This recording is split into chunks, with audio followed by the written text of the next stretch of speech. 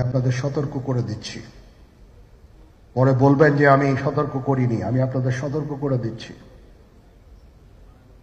আপনারা যদি নিজেদের মধ্যে ভেদাভেদ ভুলে একসাথে কাজ না করতে পারেন, নিজেরা যদি কাদা ছোড়াছুড়ি করেন, মারামারি কাটাকাটি করেন, এই দেশ এবং জাতির স্বাধীনতা সার্বভৌমত্ব বিপন্ন হবে।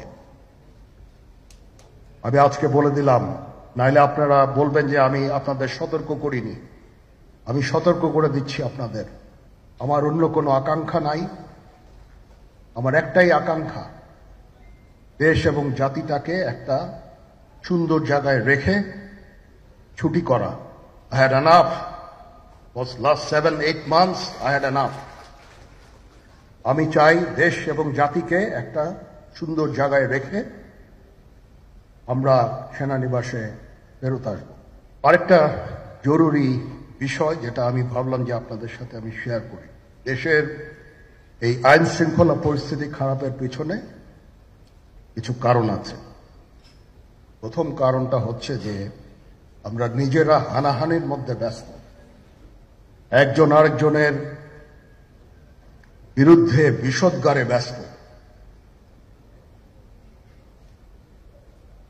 এটা একটা চমৎকার সুযোগ অপরাধীদের জন্য।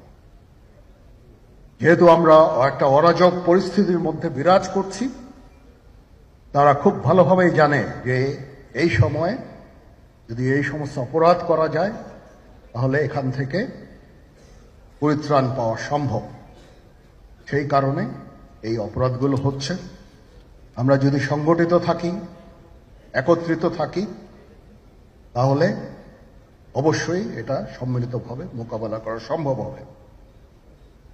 Police, RAB, BGB, TGFI, NSI এগুলো দেশের জন্য অত্যন্ত গুরুত্বপূর্ণ কাজ করেছে অতীতে।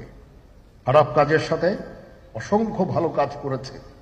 আজকে যে দেশের স্থিতিশীলতা, দেশটাকে যে এত বছর স্থিতিশীল রাখা হয়েছে, এটার কারণ হচ্ছে এই সশস্ত্র বাহিনীর